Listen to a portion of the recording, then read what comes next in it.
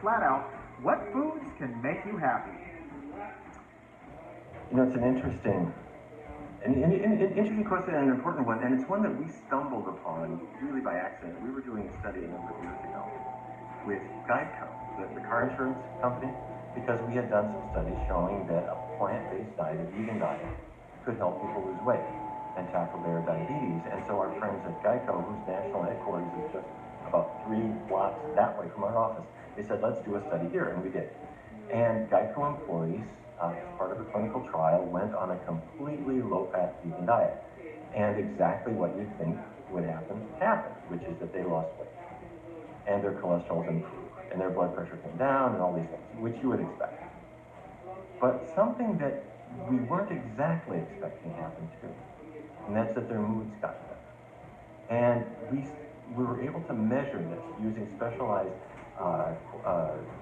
validated paper and pencil psychological tests, and we found that depression specifically improved, anxiety improved, and job absenteeism improved. In other words, people were able to work and not be home. And so other researchers have looked into the same phenomenon. They found that for whatever reason, when people's diets are plant-based, they get away from the meat, the dairy, the greasy stuff, their moods seem to improve. So the reason we think that this is doing it is, one is the gut microbiome gets healthier, that feeds back to the brain. The other is the diet has an anti-inflammatory effect. Anti-inflammatory effect means your joints don't hurt, or skin conditions get better, but it can also mean that your brain is responding better, because we learned a long time ago that inflammation affects the brain. So bottom line, vegetables, fruit, beans, whole grains, getting away from animal products can indeed help the mood. All right, so then on the flip side, her follow-up question is, are there foods then that make you depressed, and what happens then when you eat your feelings? We turn to the cake, the ice cream, the high-fat foods that are on our no-no list for a lot of people. So what happens to your mood when you eat those, Dr. Barnard? Yeah, we found it's a very individualized effect, and there's some people who have a real problem with sugar in particular. I'm talking about a person who says, okay, I'm going to indulge today. I'm going to have a big sugary pie or a chocolate cake or something like that. And some people feel more or less okay afterwards, but for others, they find they are moody and their moods are changeable and irritability comes up. And we believe that it is perhaps a sugar effect or an effect of sugar and fat combined. Here's why we say that. Sugar seems to affect the brain by increasing serotonin production. That's okay if you're about to go to sleep, because it helps you sleep. But if you are not, it seems to cause moodiness to get unleashed. And the sugar-fat mixtures have almost a drug-like effect, which you can actually measure in psychological studies, a little bit like a narcotic. So for some people, they do worse. And the last thing I'll say is that when people are on fatty diets, especially a meaty diet, PMS gets worse. And we discovered this in the opposite direction. This is 20 years ago. We published in a journal called Obstetrics and Gynecology, a study where we were looking especially at menstrual pain, but we found that PMS, bloating, water retention, but also moodiness got better when people shifted toward a diet that was all plants and really low in fat. So put that to work, see if it helps. I always found in my previous life that when I was eating those types of foods, my mood would improve, but it was just a short-term gain, and then the crash on that was really substantial. And if I was having a bad day, I'd be right back in the doldrums in a hurry. And I actually found a little bit, just from my personal experience, can't speak for anybody else, that it was even harder then to climb out of that hole. Maybe not just because of the issues you were just talking about, but then also the reality of you're kind of, especially if you're trying to improve your health and lose a little bit of weight, you're also compounding everything with that guilt then of having indulged in something that you ordinarily were trying to keep off of the plate. And Dr. Barnard, that also made it a little bit more difficult as well. I think you're right, Chuck. And then there's one other thing to add to it. Some people use the term borrowing, like you're borrowing a little bit of happiness. So I'm going to eat these really crummy foods, and let's say it does make me feel a little bit happy now. Well, I just borrowed a little happiness from later. Now what you're really borrowing is dopamine. Your cells have a certain amount of dopamine in it. I'm going to release it all now, and then there isn't much left later, so I feel crummy. It's the same way when a person drinks themselves into oblivion. you might feel happy for 45 minutes or something like that, but by and large, people who do that, their mood's not generally better over the long run. So the bottom line here is if you're having a bad day, reaching for that whole pint of ice cream, probably not the best idea, right? Let's do something healthier. Talk with a friend, go for a walk, eat healthier things, and what you'll find is that you've got the dopamine still stored up to keep you on a very good feeling good. All right, Dr. Cullimore, coming to you now. A lot of people in the morning, they say, well, look, I'm just not myself until I get that cup of coffee. As a matter of fact, a lot of people also say, I'm feeling blue until I get that cup of black coffee. So the question then from Rebecca is, can coffee improve a person's mood? Yeah, there was an observational study recently that showed that the coffee actually reduced depression by about a third overall. So yeah, there is some evidence for that, and that's probably due to the antioxidants and anti-inflammatory compounds that are found in coffee, potentially the caffeine. And that's something to be careful about, because some people have a different reaction to caffeine. So if you find that caffeine makes you more anxious after you've had it, then you need to be more careful. But overall, there are quite positive results for coffee. Do you know, I hate to put you on the spot, but when you're talking about that anxious feeling, was this, as you doctors would put it, a dose response? Say if somebody had like 5 cups of coffee, they get the jitters, they're feeling more anxious there. And then maybe somebody who's only had 1 cup of coffee feeling a little bit less anxious. Do you know if there was a dose response considered? Yeah, definitely, and it does also depend on how tolerant you are. If you're someone who drinks a lot of coffee normally, then you're probably going to have a lot less of an effect. So yeah, it depends how much of a coffee drinker you are normally. And back to what it was Dr. Barnard was talking about, if you're adding a lot of stuff to that coffee, it's not just a black cup of coffee, you're going to the line at Starbucks, you're getting that frappuccino, that caramel macchiato, loading that up with a whole bunch of high-fat cream and a ton of sugar, probably not the best idea either, correct? No, you're exactly right there, Chuck. Yeah, the fat and the sugar that people add definitely are a negative. Let's stick with you here, Dr. Cullimore, because somebody told me that you know quite a bit about dairy, and that's good because our last episode was a gangbuster one. We had somebody write in and say, well, look, Nate, I'm just not convinced that dairy is unhealthy. And her challenge then to Dr. Barnard was, convince me. So we have a follow-up from that episode, and this is a question from Kimberly, Dr. Cullimore. She's wondering, is organic pasture-raised raw milk a healthier option? She says, I'm sure most of these studies were done on people who consume just standard pasteurized milk. Okay, yeah, thanks, Chuck. And I listened to last week's episode with Dr. Barnard, and he made the excellent point that the major contributor to calories in milk is the sugar, is the lactose, and that is still present whether the milk is pasteurized or organic. And also the same with all the other negative compounds that are found in milk. So the saturated fats, the estrogens, the IGF-1 compounds, which is the likely cause of prostate cancer, which is much more likely with dairy products. So actually being organic or pasteurized really makes no difference at all to all those negative consequences of milk. Sounds very similar to the question somebody wrote in asking whether skim milk was a healthier option than whole milk. The answer that Dr. Barnard had for that person was very, very similar to what it was that you just gave here. And a follow-up to that for you, Dr. Cullimore, maybe Dr. Barnard, if you would like to weigh in on this as well. This is a question from Maj, wondering whether milk is good for menopausal women since it has estrogen in it. So there have been a few studies which have shown a positive effect of cow's milk on menopausal symptoms. However, those studies were observational, which means there's lots of confounding other factors which could be the true reason, such as that women who drink milk tend to be more health conscious or have a higher income. And they haven't done any studies which are randomized control trials, which are a better quality of evidence.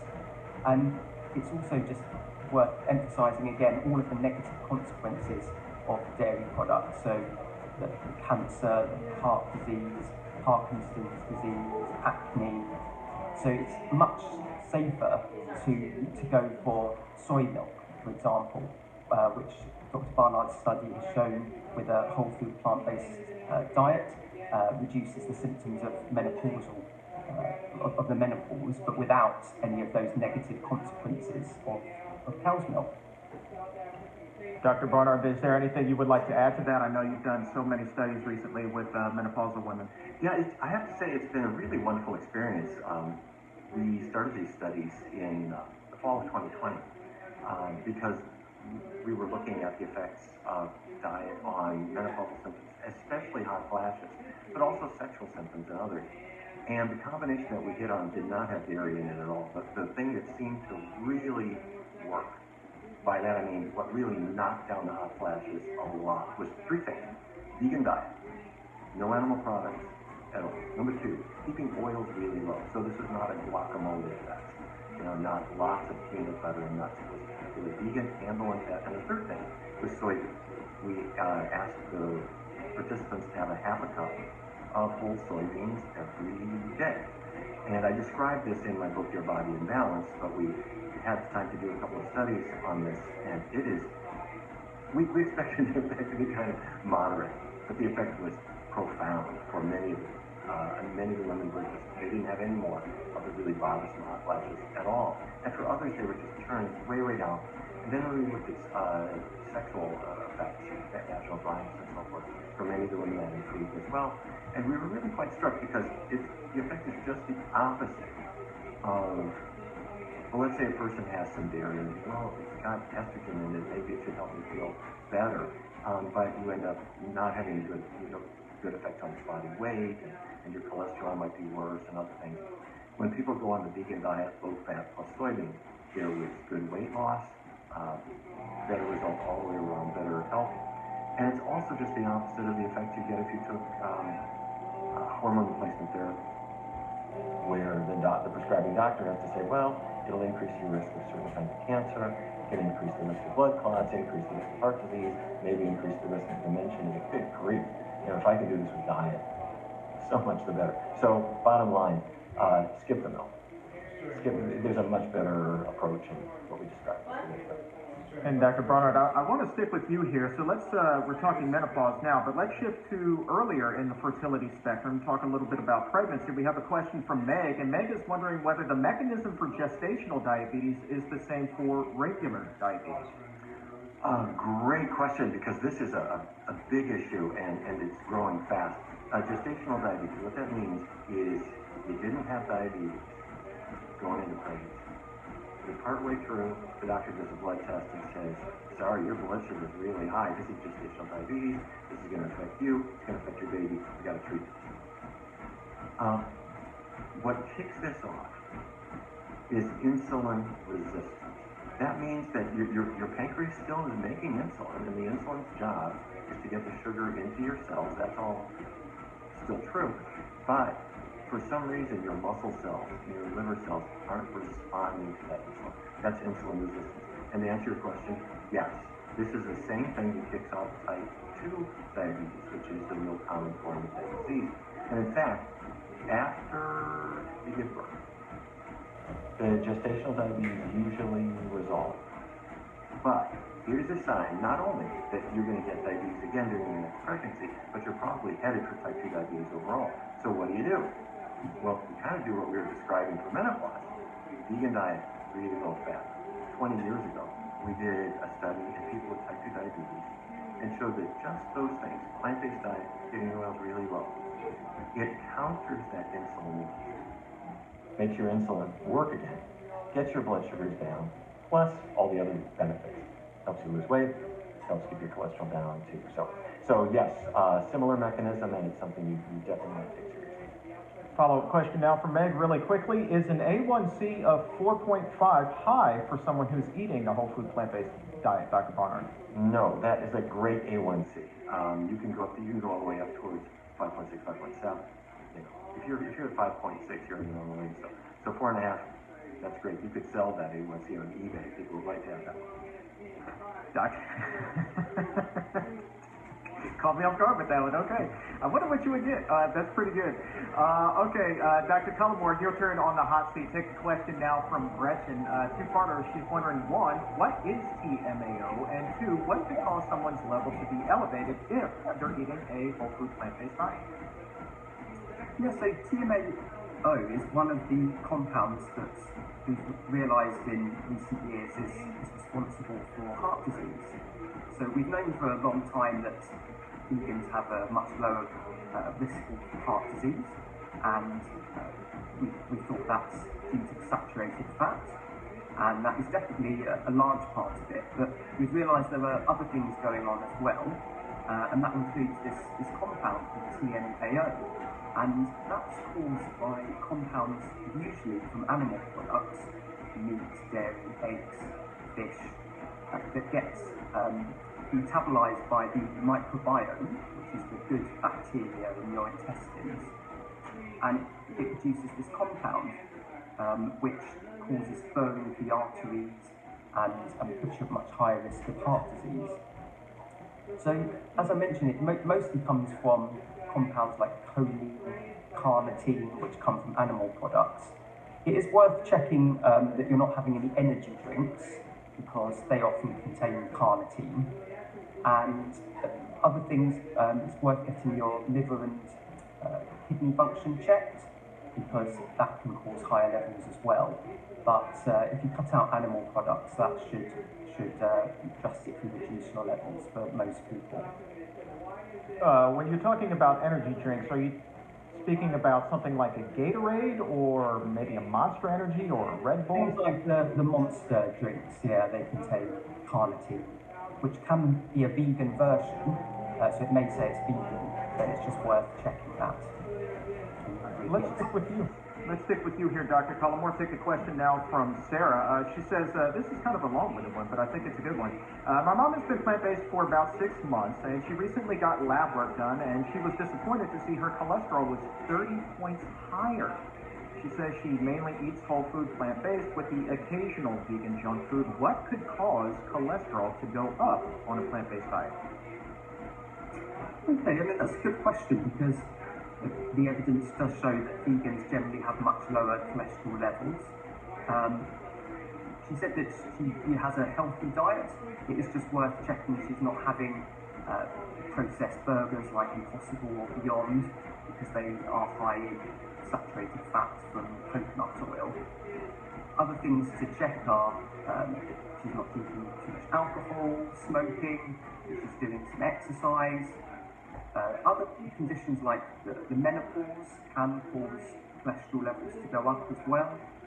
So it's definitely worth her speaking to her doctor to rule out other medical conditions that could be contributing to that. Sometimes some genetic effects as well. But yeah, if you're eating a whole food plant-based diet, high in fibre, legumes, fruit and veg, for most people that will bring it down. So I would encourage her to speak to her healthcare provider. And Dr. Barnard, what is the percentage of the population who would be genetically predisposed to having higher cholesterol? Maybe 1 in 10, something like that. Really got it from their parents. But I think that Dr. Cullimore said something really, really important that I don't want people to miss. He said, look at the coconut oil, look at the palm oil. You know, years ago, people didn't use these fats very much. You got a jar of peanut butter, what was in it? Peanut butter. But nowadays, they are mixing in some palm oil. You know, look at the labels and see what I'm talking about. Coconut oil is used in lots of things, and they advertise it as natural. It might even be organic or whatever, but you know what it is? It's loaded with saturated fat, unlike just about every other vegetable oil. Coconut oil and palm oil have a lot of saturated fat, and that's going to raise your cholesterol levels. So avoid those. And cholesterol levels typically don't even fall, and fall a lot when people go from an omnivorous diet. Let's shift from one plant-based phenomenon to another, Dr. Barnard. Sticking with you, a question from Khaki here. What should you do when your blood test shows low white blood cells? Happens all the time, and it's, well, first of all, do talk to your doctor, and if it's low, but generally within the normal range or maybe around the bottom of the normal range, most doctors will say, well, this is probably okay. A lot of people, when they get on a healthier diet, their white blood cell count goes down a little bit. And think of it this way. What are white blood cells? They're your soldiers. They're in your bloodstream. And unlike the red cells, whose job it is to transport oxygen, the white cells are your soldiers. They're looking for a virus. They're looking for a bacterium, and they're going to attack it. They make antibodies. That's their whole thing. So if you're on a healthier diet, and you're not taking in so many toxic proteins, dairy protein, that kind of stuff, your white blood cells may well drop. And your doctor can interpret if you're still in the normal range or if there's some kind of problem, which is less likely. Dr. Cullimore, over to you. Are you big into fasting? Do you fast yourself? I have done periods of that in the past, yeah. Okay, well, we have a question here from Steph. She could rely on your expertise with this. Steph is wondering, what is the healthiest way to fast? Yeah, so it is a really interesting area of research. It's still an emerging area of evidence. Dr. Hannah Kalioba at the Physicians Committee has done a lot of work on this. So yeah, there is reasonable evidence actually that intermittent fasting can help you to lose weight and improve your metabolic figures like your cholesterol, your blood pressure, your blood sugar control. So really the best way of doing that is to have an 8-hour window every day where you eat all of your calories, and it's better for that to be earlier in the day so that you're not eating later afternoon in the evening. And yeah, there is some evidence showing that will help you to lose weight and drop your cholesterol. I believe that this is the 318th episode of the Exam Room that will be released. And Dr. Barnard, this is the very first time in all 318 episodes that we have ever gotten this question. I don't know how this one has escaped until now. Very interesting one from Lee, who says that she and her husband have been eating a healthy plant-based diet now for 2 years.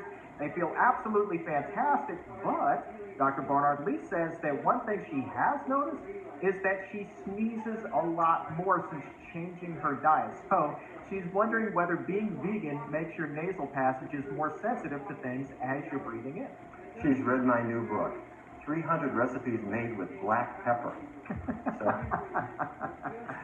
well, first of all, Chuck, 318 episodes, that's great. You should be complimented. And no, I'm kidding about black pepper. Obviously, when one sneezes, this is the body's rather crude effort to get rid of something that you inhale. So if you inhale some black pepper or pollen or anything else you sneeze, it's just to get rid of it. And so the question is, somehow now that I'm vegan, am I more sensitive, and am I sneezing more frequently because my nose is detecting invaders sooner? That's a new one on me. Okay, let's take a question from Doka, also wondering about oxygen here, somewhat related, I guess, I don't know.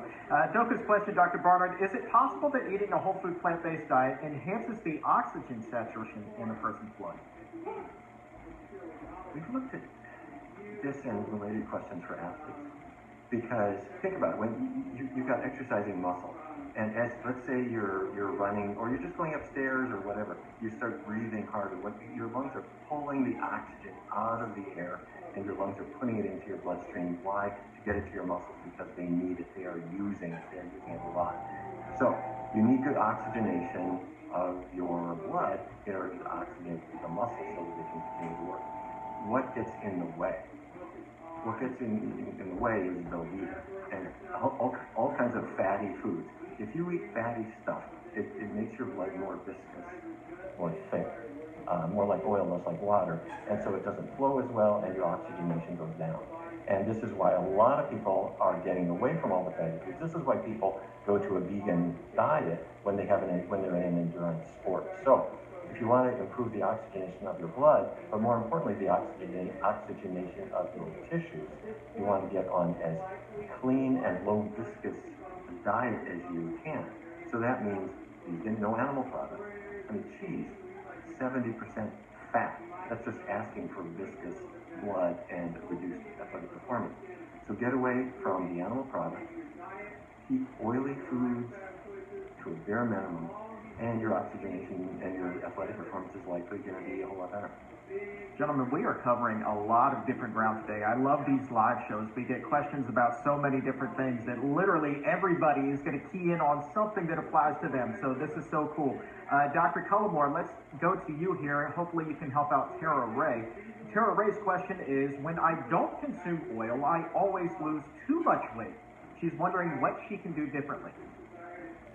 Okay, she's got the opposite problem to most people. Yeah, for people who are struggling to put on weight, there are plant-based foods which are higher in calories. So soya products and tofu have more calories than most legumes, so I would try and focus on those in terms of carbohydrates or grains. Quinoa is a bit higher in calories. And then you've got nuts, nut butters, avocados are higher in fats. So you don't want to go too crazy with those. But if losing weight is an issue, she could eat some more of those, and that should sort the problem out. And let's stick with you. We've gotten this question from Nora in the past, a similar question anyway, but it's definitely one worth revisiting. Nora is wondering whether eating unhealthy food can really just kind of erase the effects of an otherwise healthy diet. For example, she says, will drinking a soda wash out all of the health benefits of eating the salad with it? So unhealthy foods, animal products, sugar, processed foods, we know now that they're really not good for the microbiome, the healthy bacteria. And that healthy bacteria is so important for everything in our health, we're realising now. And having lots of fibre, a whole food plant-based diet is really positive. So you will just be counteracting the benefits of the healthy foods with those processed or foods that are high in animal products. So yeah, try and keep the unhealthy foods to a minimum. Dr. Bronner, we were talking about sugar a little bit earlier in the show, but added sugar, refined sugar. But Samantha is wondering more about natural sugars, specifically from dried fruit. She's wondering, is too much dried fruit, I should say, an issue? But, your body evolved to use sugar. That's your body's favorite fuel, and that's normal and it's good. So your body will take glucose out of fruit, whether it's fresh fruit or dried fruit, and it goes into the blood and goes into your muscle cells and gives you energy. Goes to your brain and powers all your brain functions. So sugar is not a bad thing, sugar is a good thing. And your body also has appetite control, so that when you've had enough, your body says, all right, stop. If you're having fruit, whether it's dried or fresh, I would not worry about it. I think it's perfectly fine. Unless, if you feel for whatever reason you are binging, and this is an emotional thing where you're eating a huge amount, which is frankly really pretty rare with dried fruit. In that unusual circumstance, I would take it more seriously, but otherwise, no. That natural glucose is a fine thing. All right, let's take a question from an exam roomie on Instagram. Sent this to me at Chuck Carroll WLC. Dr. Barnard, they say, I've been vegan for a year and recently began losing my hair. What should I be eating? Is there a supplement I should be taking? Okay, we don't hear this very much, but I've heard it maybe once every 4 or 5 years. I hear that. And a couple things to be said. First of all, hair loss does happen. In men in particular, it can happen in women as well, on a genetic basis as time goes by. Although, when you look at large populations, it actually tends to happen less often when people are on plant-based diets. I know that sounds funny, but the reason I'm saying that is that dermatologists in Japan, as the Japanese diet was westernizing, and they were noticing more obesity, more diabetes, more heart disease, the dermatologists were reporting more hair loss as the diet was westernizing, and the thought was that somehow the testosterone is affecting the hair follicles in an adverse way. Okay, but let's say none of that is you. Let's say your problem is just over the short run, you're having this funny kind of hair loss. Two things to think about. One is hormonal shifts can cause hair loss. You see this with pregnancy. You know what I'm talking about? Where a woman's has gone through pregnancy and whatever, and she's noticing now some hair loss, which is temporary. That's just a hormonal shift. It's temporary. It's going to go away. And when people make a diet change, you can sometimes see hormonal shifts that are usually positive and helpful, and your body will readjust. The other thing, though, is I have seen maybe two or three cases in 30 years of people who were having a little bit of hair loss, which you normally don't see, but they did see it, and they found that just adding a little more plant protein seemed to knock it out. What am I talking about? Tofu, tempeh, beans, any kind of really high protein food. They were just having a diet that was really just not really sufficient for them, and adding more protein seemed to knock it out. All right, and we have time here for a couple of more questions, so go ahead, keep on posting them in the comments or in the chat. I promise we're going to get to as many as we can with the time we have remaining. But next up, Dr. Cullimore, is a question from Danielle. Danielle is wondering, how important is it to buy organic legumes to avoid glyphosate? So glyphosate is a herbicide which has become increasingly common over the last few decades. In fact, it's increased, I believe, 15-fold or even more since genetically modified crops have been used more commonly. So it is an issue, and in the US, the level that is deemed safe is higher than in Europe. And the World Health Organization has said this is a probable carcinogen, so it probably does cause cancer. So I would suggest to try and go for organic foods as much as you can, depending on your budget and how easy that is for you. And it isn't just legumes; it can be other crops as well. And also organic foods, they can still have small amounts of glyphosate, but it's usually much lower levels. There was a study a couple of years ago that showed that glyphosate was in basically all children's breakfast cereal. So yeah, it is a concern, and I would try and go organic if you can. That said, though, for people who are on a tighter budget, what would your message to them be if they can't afford to buy organic? Is it still okay to go ahead and buy the conventional produce? It is, because the health benefits of fruit and vegetables are extremely strong and will outweigh the potential risk from the glyphosate. So it is, it's really important to make sure you eat fruit and vegetables and fibre. And just a bonus if you can avoid the pesticides. All right, and along those same lines, Dr. Cullimore, your final question today comes from Diane, who is wondering whether using a non-stick spray like PAM is okay. She says the label says that there are 0 calories in there, but is there still some bad stuff? So PAM is a spray with very small amounts of oil, and there are many different brands available. So yes, it's obviously better to use that than any animal sources of fats like butter or lard. However, it is still an oil which has is unnecessary, has unnecessary effects on the body. It's a processed food. It has other additives like emulsifiers in there. So it's a better option just to avoid it altogether and fry your fruit and vegetables in water if you can. It can take a bit of getting used to the water frying, but once you've got the hang of it, actually you really don't notice the difference, and it is the healthiest option altogether. Quite easy, actually.